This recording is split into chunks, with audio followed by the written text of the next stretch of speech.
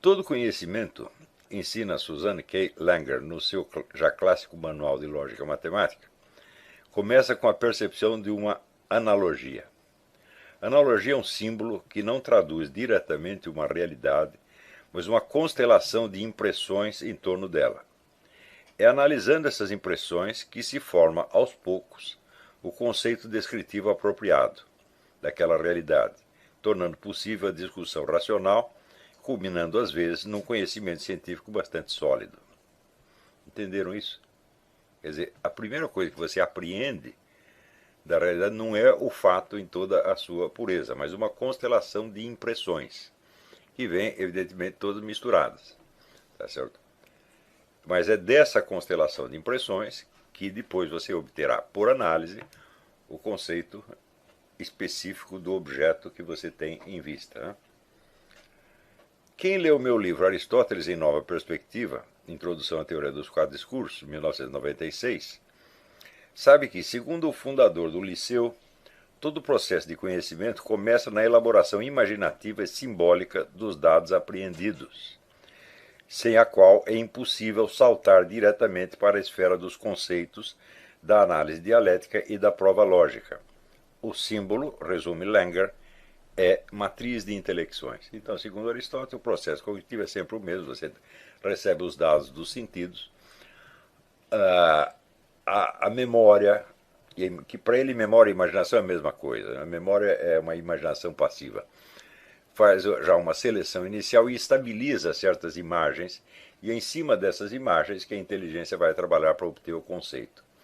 Quer dizer, a inteligência não conseguiria operar diretamente em cima dos dados dos sentidos, não só porque eles são enormemente confusos, mas estão sempre em fluxo, tá certo? Então você primeiro precisa focar a atenção. Então você foca a atenção através dos sentidos e, mais ainda, através da memória e da imaginação.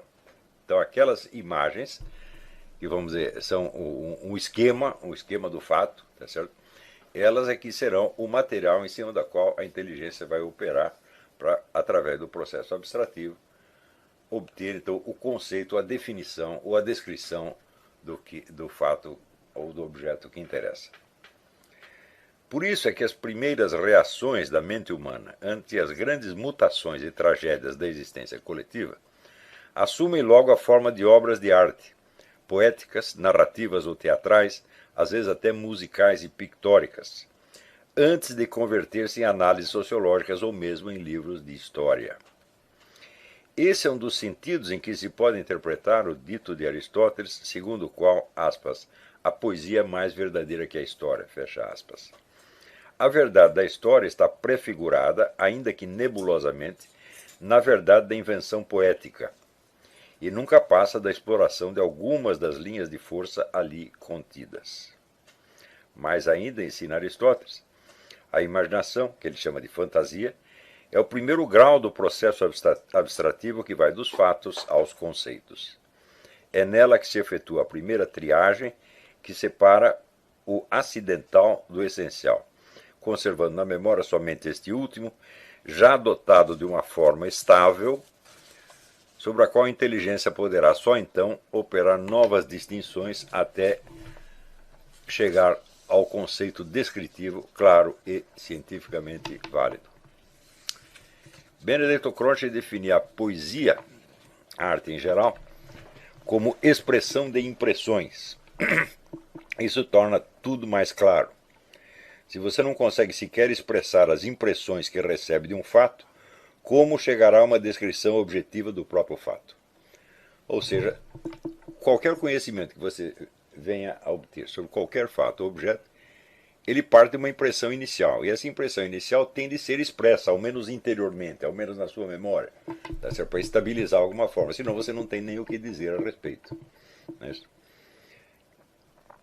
Dependendo da maior ou menor sensitividade do artista aos indícios sutis e quase imperceptíveis colhidos no ambiente mental em torno, certas obras podem mesmo antecipar, quase que profeticamente, grandes mutações históricas ainda em germe. Os Demônios de Dostoiévski anunciam enfaticamente o morticínio comunista. E aspectos fundamentais do nazismo aparecem nos filmes de Fritz Lang, O Testamento do Dr. Mabuse e O Vampiro de Düsseldorf. Bom, no caso dos demônios, Dostoiévski antecipou não somente o morticínio, mas uma tática fundamental do comunismo, porque o personagem, um dos personagens principais, ali toca fogo numa favela para criar uma crise social e em seguida denunciar o que aconteceu. Então o famoso negócio do Lenin, do xingue-os do que você é, acuse-os do que você faz, já está ali nos demônios com 40 anos de antecedência. Hein? Ou seja, isso não tinha acontecido. Tá certo? O Dostoiévski simplesmente percebeu que era isso que estava na mente das pessoas, que elas iam fazer isso porque era essa a forma mente dela. Né? Mas isso também quer dizer que a possibilidade de uma compreensão racional dos fatos depende de uma forte reação imaginativa inicial. Sem isso, qualquer tentativa de chegar ao nível dos conceitos descritivos se perderá em mil detalhes irrisórios e não obterá, na melhor das hipóteses, senão um simulacro persuasivo de conhecimento científico. Isso aqui é absolutamente fundamental. Quer dizer, diante dos fatos, a primeira reação é sempre imaginativa. Agora, se você não consegue expressar essa reação imaginativa, se ela ainda está confusa demais para você e você não consegue sequer expressá-la, muito menos você chegará a uma compreensão estável dos fatos aludidos. Né? Digo tudo isso tendo em mente a diferença entre as reações da esquerda e da direita brasileiras em situações de derrota e perigo. Entre 1964 e 1967, alguns destacados escritores e artistas de esquerda, alijados do poder e sentindo-se ameaçados de uma definitiva expulsão de toda a atividade política, começaram a produzir romances, novelas, peças de teatro e filmes que expressavam imaginativamente a sua experiência imediata do novo estado de coisas. Nenhuma dessas foi obra de mera propaganda. Eram todas arte, no sentido mais genuíno da palavra. Com maiores ou menores méritos, algumas incorporaram-se definitivamente ao panorama da alta cultura nacional. Vou citar só algumas. Poucos meses após a derrubada do presidente João Goulart, o poeta e romancista Ledo Ivo já retratava satiricamente na novela O Sobrinho do General, 1964, a tragicomédia de um país cuja existência histórica consistia em passar de golpe em golpe, de revolução em revolução, sempre na esperança de com isso prevenir novos golpes e revoluções. Em 1965, a peça Liberdade, Liberdade, de Milor Fernandes e Flávio Rangel, condensava num popurrí de textos clássicos os valores de liberdade e democracia que então pareciam condenados à extinção, no entender desse grupo. No mesmo ano, o filme de Paulo César Saraceni, O Desafio, ilustrava um tanto canhestramente, que é um filme francamente mau, o drama do intelectual de esquerda comprometido por ligações íntimas com a classe dominante e subitamente desprovido de meios de ação cultural ou política na nova situação vigente. Ou seja, a situação era exatamente, a situação de toda a intelectualidade esquerdista era exatamente esta. E é exatamente o que aparece no filme. O tema, ainda nesse ano, seria retomado com muito mais destreza em Terra em Transe, de Glauber Rocha, e no filme de Luiz Sérgio Persson, São Paulo, Sociedade Anônima, no qual o intelectual de esquerda se degrada e se dissolve no ambiente de triunfalismo burguês. A Hora e Vez de Augusto Matraga, de Roberto Santos, livre adaptação cinematográfica da novela de João Guimarães Rosa, que então impressionou a plateia por seu nível técnico bem superior à média do cinema nacional. Houve cenas assim, que eu assisti a pré-estreia, para um grupo de profissionais, estudantes de cinema, e havia cenas que o pessoal levantava e aplaudia de pé, porque o cinema brasileiro até então não conseguia fazer aquelas coisas e ele conseguiu.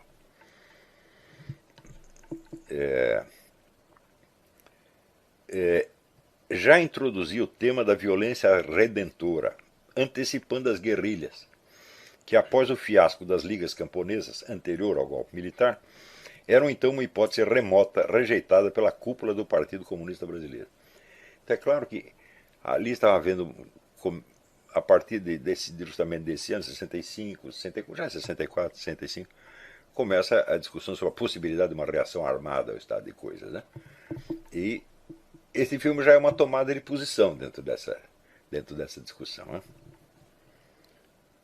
O romance de José J. Veiga, A Hora dos Ruminantes, 1966, ampliava o quadro sociológico da descrição, mostrando toda uma sociedade na qual os mecanismos de controle ultrapassavam a esfera pública, invadindo a vida privada e a intimidade das consciências.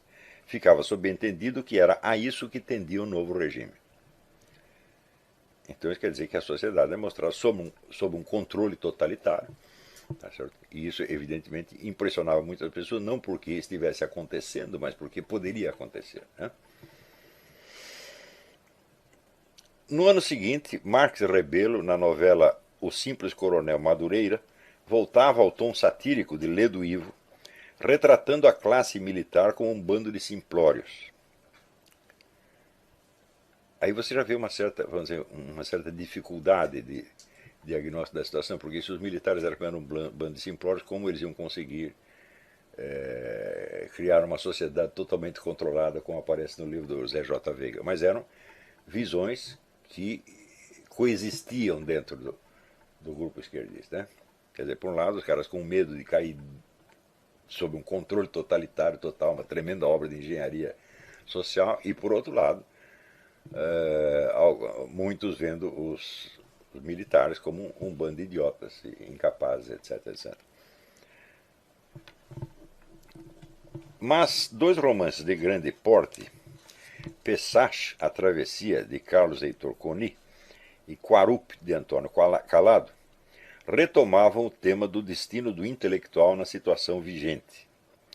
O primeiro contava a história de um boêmio apolítico, alter ego do autor, que, levado pelas circunstâncias, acabava se envolvendo na guerrilha, que então já se formava. O Carlos Antorgoni é, de fato, um autor totalmente apolítico, tá certo? Fazia uma espécie de literatura subjetivista, voltada de cunho mais ou menos autobiográfico, mostrando os seus dramas no seminário, o seu problema com a religião católica, etc. Não tocava em política. E, a partir do momento em que houve o golpe militar, ele se tornou paradoxalmente o articulista político mais lido do país, com os artigos que ele estava escrevendo contra o novo governo. Aconteceu isso com ele e com o Otto Maria Carpo, os dois eram colegas no Correio da Manhã. E, de certo modo, nesse romance, ele retrata a sua própria situação, quer dizer, um sujeito apolítico que, por uma série de circunstâncias, acaba se vendo assim moralmente obrigado, por assim dizer, a participar de uma guerrilha que então ainda não existia, era apenas uma ideia, mas você já via a tomada de posição. O segundo, Quarup, introduzia espetacularmente 4 novos temas que viriam a ter uma importância decisiva nos anos subsequentes. A teologia da libertação, o personagem é um padre. As culturas indígenas como núcleos de resistência à civilização do Ocidente. A libertação sexual e as drogas como instrumento de dissolução da ordem vigente. Naquele tempo você ainda não tinha muita droga em circulação, então o que eles usavam como droga era o lança-perfume. Tem um capítulo inteiro de alucinação, lança-perfume e tal.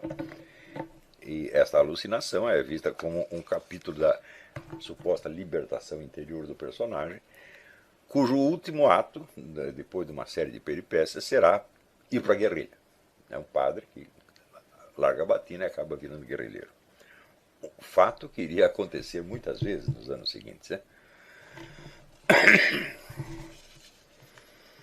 No mesmo ano, o novo filme de Luiz Sérgio Persson, O Caso dos Irmãos Naves, retratando com detalhes escabrosos um caso de erro judiciário ocorrido no tempo da ditadura Vargas, aludia sem muita sutileza ao novo fantasma que assombrava por toda parte as almas esquerdistas, a ameaça da tortura.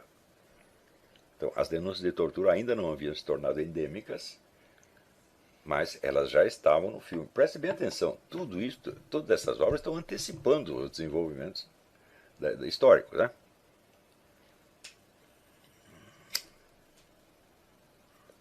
Esses exemplos bastam. Não importa, para os fins desta breve análise, saber se refletiam adequadamente o estado de coisas, Na verdade, em geral, o ampliavam histericamente com o uso descarado de velhas lendas urbanas de Grand Guignol, como o cemitério secreto de bebês de monjas em Quarup. Isso é uma lenda urbana que circula por aí, sobretudo garotos de ginásio. Né?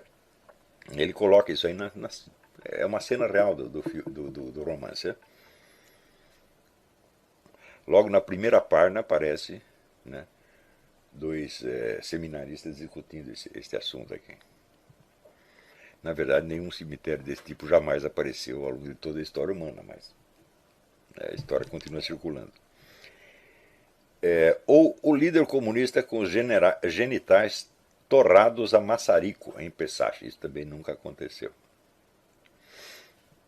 Exagero histérico no mais alto grau era o controle social das consciências em A Hora dos Ruminantes, de José J. Veiga, que nunca esteve sequer nos planos da ditadura militar, e que somente os próprios esquerdistas veriam implantar mais tarde por meio da hegemonia e da ocupação de espaços. Quer dizer, você criar uma situação na qual certas opiniões se tornam impossíveis, né, é o controle íntimo das consciências. Os milicos nem pensaram numa coisa dessa, mas os comunistas pensavam e fizeram. Né? Mas no contexto, mesmo essas absurdidades se encaixavam bem nas tramas e não soavam como apelos propagandísticos, embora o fossem. Também não vem ao caso discutir se as impressões registradas nessas obras eram compartilhadas pela massa da população, ou se ao contrário, era só da intelectualidade da esquerda. A verdade é que não eram. Refletiam nada mais que os sentimentos de um grupo ínfimo, que adoraria ser a voz do povo, mas sabia que falava apenas em seu próprio nome.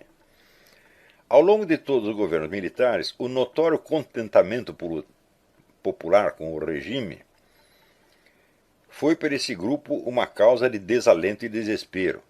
Na última semana de governo, o presidente Médici tinha mais de 80% de aprovação popular. Num filme feito muitos anos depois, Que é Isso, Companheiro?, de Luiz Carlos Barreto, 1997, um guerrilheiro, vendo a esquerda revolucionária reduzida ao completo isolamento, apega-se pateticamente à esperança de que um certo disco de música popular tocado ao contrário espalhe a mensagem de Carlos Marighella, ao que seu colega responde com um realismo cruel: mas, companheiro, ninguém ouve disco ao contrário.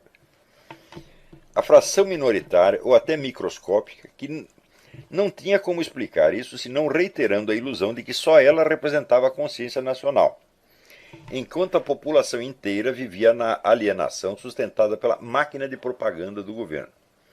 Na verdade, essa máquina só se notabilizou pela discrição e timidez.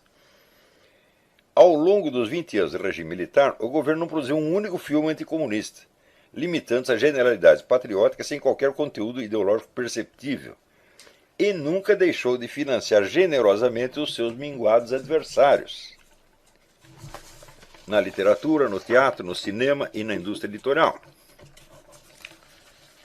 Vocês viram que este mesmo tema de nós, a minoria, nós somos a consciência nacional, portanto, nós somos o povo.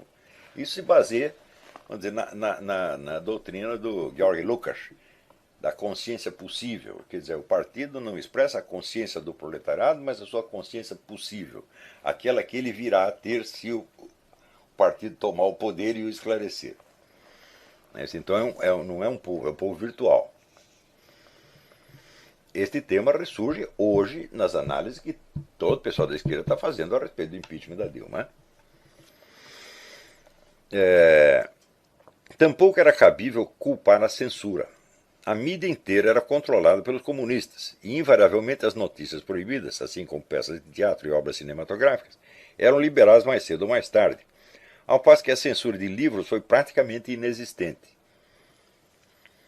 Eu acho que não chegaram a censurar 5 livros. Um deles era do jornalista australiano Wilfred Burchett, que ensinava a fazer bombas. Então, como estava tendo ali atentado, essa coisa toda, eles acharam melhor assumir com esse livro. E as notícias proibidas raramente eram de teor propriamente político. Eram geralmente notícias relativas a atentados terroristas, que o governo achava que podia atrapalhar as investigações. Mas, em geral, é isso. Censura de opiniões praticamente não houve. Mas você via os Você tinha muito mais jornalismo de oposição circulando livremente do que teve durante toda a Nova República. Né? A mensagem de revolta contra o estado de coisas, enfim, não tinha nenhuma ressonância popular. Foi preciso um lapso de quase 2 décadas para que algo semelhante viesse a produzir-se. Mas, com certeza, não é isso que está em discussão aqui. O fato é que aqueles livros, filmes e peças teatrais expressavam corretamente as impressões de um grupo que, em compensação do seu isolamento, se considerava a parcela mais esclarecida da população, estatuto ao qual, justamente, o seu domínio do mercado das artes e letras acabava por dar alguma confirmação retroativa. O fato mesmo de que isso aqui é importantíssimo, o fato mesmo de que tantas dessas obras se concentrassem nos problemas do intelectual e não nos do povo.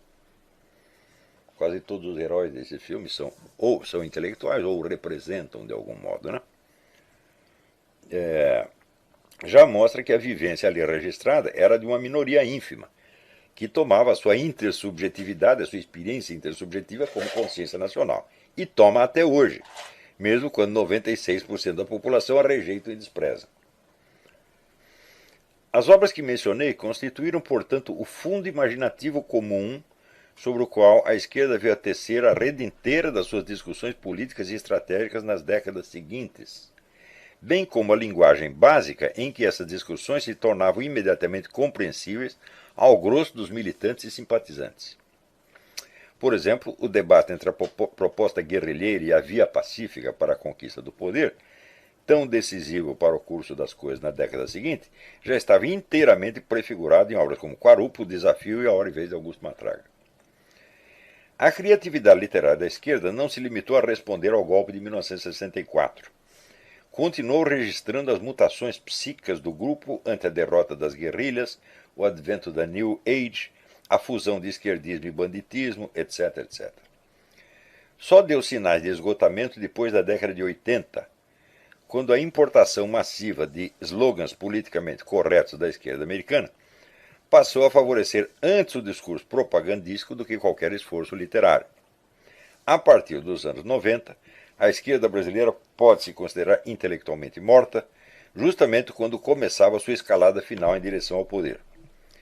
Mas essa parte da história não é preciso relembrar aqui, já que a contei com detalhes suficientes, ainda que de maneira fragmentada, nos 2 volumes do Imbecil Coletivo e nos 5 até agora publicados das Cartas de um Terráqueo. Qualquer que esses livros eles abrangem sobretudo esse período, né, década de 90 até 2000 e pouco. Né? Qualquer que seja o caso, o importante é reter este fato.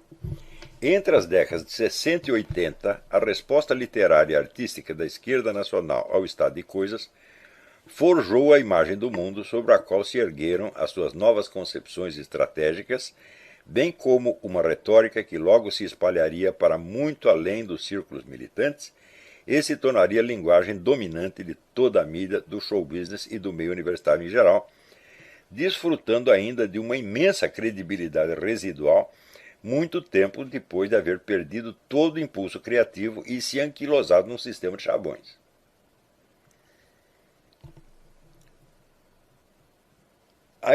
Quando você observa fenômenos como essa feira literária de Paraty, essa coisa toda, você vê o seguinte, que esse grupo ainda continua, né, cultuando a ilusão de que ele representa a alta cultura, etc, etc, embora tenha tudo acabado. Se você comparar os autores que estão aí com os que tinha na década de 60, assim, é absolutamente ridículo.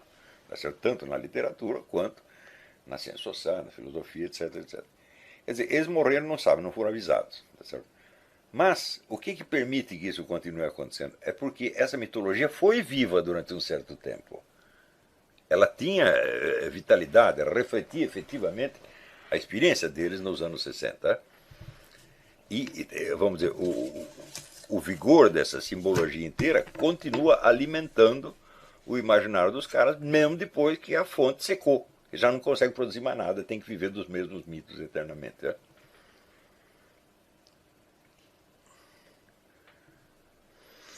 A esse fato deve-se opor em comparação este outro. A ascensão cultural e política, isso aqui é fundamental, né, do que eu vou falar depois. A ascensão cultural e política da esquerda, desde a década de 80, determinou mudanças muito mais profundas, abrangentes e marcantes na sociedade brasileira do que o golpe de 1964 e tudo que os governos militares vieram a fazer. A decomposição moral da sociedade, a ascensão irrefreável do tráfico de drogas e da criminalidade em geral, a disseminação epidêmica da incontinência sexual mais descarada entre adolescentes e depois entre crianças menores, a completa destruição da educação escolar, a migração em massa de fiéis católicos para toda sorte de igrejas evangélicas, o advento de um anticristianismo militante cada vez mais agressivo, para citar só os aspectos mais visíveis, constituem transformações sociais imensamente mais vastas e impressionantes do que tudo o que as administrações militares ousaram sequer conceber em sonhos ou pesadelos. Era de se esperar que mudanças de tal magnitude produzissem na imaginação literária e artística nacional respostas 1000 vezes mais dramáticas, mais numerosas e mais inventivas do que a simples derrubada de um presidente em 1964 ou mesmo o final patético das guerrilhas nos anos 70. No entanto, isso não aconteceu. Este é o grande mistério. Quer dizer, um simples golpe militar derrubado do presidente provoca, vamos dizer, uma efusão de criatividade literária que depois desemboca em discussões, debates estratégicos, políticos, etc. Culmina numa nova estratégia da esquerda que a leva, por fim, ao poder 40, 50 anos depois. Em seguida você tem, a partir dos anos 80, mudanças sociais absolutamente devastadoras que afetaram a vida de todo mundo. Não tem um brasileiro que não tenha sido afetado por isso. Por exemplo, essa questão, vamos dizer, da criminalidade. Não tem um brasileiro que não tenha medo de sair e não poder voltar para casa. Todos têm isso. Quer dizer, a população inteira está sofrendo isso. A questão das drogas. Bom, me mostra alguma família que não tem pelo menos um drogado. Tá certo? A questão da sexualidade infanto-juvenil, que hoje está descarada por todo quanto é lado, hoje mesmo. Outro dia eu estava comentando que eu vi um vídeo de menininhas brincando, menininhas de 10 anos. E qual era a brincadeira delas? Eles estavam brincando de mulher que encontra o marido no motel e ainda leva uma surra da amante. E uma xingando, sua puta, sua arrombada, sua isso, sua aquilo. Tá. Tudo assim, verossímil, por ser um espetáculo é melhor do que atores profissionais. Eu falei, quer dizer, as crianças estão vendo isso, elas acham que isso é o mundo dos adultos, esse é o mundo que elas percebem e elas estão reproduzindo. Assim como a gente brincava. Até eu brinquei, falar, quando moleque eu brinquei de cowboy, de médico, brinquei de banco, brinquei de um monte de coisa, mas nunca brinquei de corno. E de repente isso virou o assunto das criancinhas. Então, mas hoje eu vi uma coisa pior. Eu vi, tá na minha página, alguém colocou lá, um vídeo de 4 meninas que por um motivo de ciumeira decidiram torturar e matar uma coleguinha, todas elas entre 13 e 16 anos. E aparece lá a menina amarrada, às vezes dando paulada nela, então no fim ela conseguiu fugir. E tá lá, o negócio está na polícia, tá rolando ainda. Então, olha, algo aconteceu com essa molecada. Isso, se eu pensar bem, isso aí, crimes dessa ordem, bom, podia acontecer entre pessoas de 30, 40 anos, mas crianças de 13 anos não iam fazer isso, Tá certo? Então, essas mudanças afetaram profundamente toda a nação brasileira, toda a população. E, no entanto, não houve reação literária alguma. Eu até escrevi um artigo chamado Longa Noite, no qual você vê que a literatura não registra nada, o cinema não registra nada, o cinema continua falando as mesmas coisas que falaram na década de 60. Não é isso? Quer dizer, ainda é a esquerda falando com ela mesma. Na literatura não aparece absolutamente nada. Quando você vê algum romancista assim, com algum rudimento de talento, o assunto dele é sempre subjetivo, é ele, o umbigo dele, assim, é totalmente fechado. Não tem. Você não vê a coisa básica da arte do romance, que é a conexão orgânica entre alma individual e consciência social. Isso não aparece nunca. Tensão entre a consciência e a sociedade não aparece em parte alguma. Então, tudo isso ficou sem uma documentação literária. Ou seja, ninguém foi capaz de expressar as impressões que estava tendo. Ora, você expressar essas impressões ainda não é você ter um diagnóstico da situação. Não é nem ter uma descrição dela. Você está tendo apenas uma descrição da sua reação, uma descrição das impressões. Mas sem estabilizar essas impressões num certo número de obras, o imaginário fica solto. Então, não havendo a unidade do imaginário, em cima do que você vai discutir? Evidentemente, são coisas que parecem ser descrições, mas que na verdade são impressões, só que são impressões soltas, porque não estão elaboradas artisticamente, não tem o sentido de unidade. Então, é claro, aparecem pessoas, né, dizendo assim, o problema do Brasil é que nós temos que fazer a separação do Sul, ou o problema do Brasil é que nós precisamos fazer controle da natalidade, né? Ou o problema do Brasil é que nós temos que privatizar tudo. E assim é chute para tudo quanto é lado. Né? E, evidentemente, de todos os fatos acontecidos, o único fato que conseguiu se impregnar na consciência nacional foi a corrupção no governo. Então formou-se uma espécie de unidade fictícia em torno deste símbolo corrupção. E isto mobilizou as pessoas para ir para a rua, etc, etc, etc. Ora, mas nós sabemos perfeitamente que o termo corrupção nem de longe descreve o que estava acontecendo. Porque é o tal negócio, corrupção, como diz o próprio Lula, corrupção sempre existiu. Qual é a diferença específica? Tá certo? Bom, a diferença específica é que, desta vez, a corrupção veio de um imenso plano de tomada do poder que estava a meio caminho. Eles não chegaram a tomar o poder completamente, como queriam, né? E que vinha sendo elaborado desde os anos 60. Quer dizer, é uma corrupção racional, planejada, tá certo? E de longo prazo, para penetrar profundamente na sociedade. Não é roubar dinheiro, meu filho, é corromper toda a sociedade. É? Só que você pega as menininhas torturando a outra no fundo do quintal. Eu digo, que relação tem isso com o Zé Dirceu? É? Alguém consegue sintetizar simbolicamente isso aí? É claro que uma coisa tem a ver com a outra. É? São o mesmo fenômeno, no fim das contas. Mas você não tem expressão imaginativa, não tem expressão artística, então não condensa os símbolos. Então, todas as reações ao estado de coisas, todas sem exceção, que apareceram, foram de natureza puramente jornalística. São artigos, são blogs, às vezes são livros, tá certo? Mas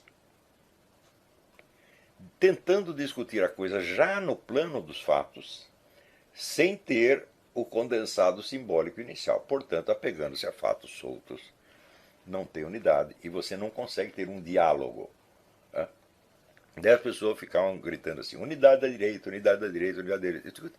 Mas se você não tem sequer unidade imaginativa, como é que você vai ter unidade de uma estratégia, de uma coisa assim? Isso é impossível. Você está querendo o impossível. Quer dizer, primeiro você tem que fazer com que as pessoas compartilhem de um certo estado de espírito geral e vago, mas suficientemente reconhecível. E isso se condensa em símbolos. E quem faz isso? A arte faz isso. Então, vamos dizer, se a esquerda chegou, vamos dizer, ao seu estado de senectude literária, seu Alzheimer literário, a direita mostrou uma impotência literária e artística total. Não houve reação nenhuma. Zero, zero, zero, absolutamente zero. E se você perguntar, bom, por que não se conseguiu formar uma unidade de direita até hoje? É por causa disso. Vocês estão entendendo qual é a verdadeira dimensão do fenômeno chamado guerra cultural? Guerra cultural começa muito em cima. Você tem que criar símbolos artísticos poderosos, através de obras de altíssima qualidade. Tá certo? E daí você vai descendo, descendo, descendo, descendo, até chegar, vamos dizer, na música popular, nas novelas e no jornalismo. Mas tem que começar em cima.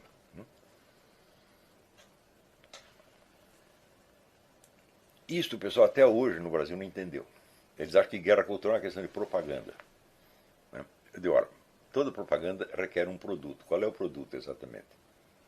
O que é que nós estamos querendo? Bom, um quer uma coisa, outro quer outra, cada um está fazendo propaganda do seu peixe. Tá certo? E não tem como não ser assim. Por quê? Porque você não tem um campo imaginativo comum em cima do qual possa se desenvolver discussões organizadas. Então,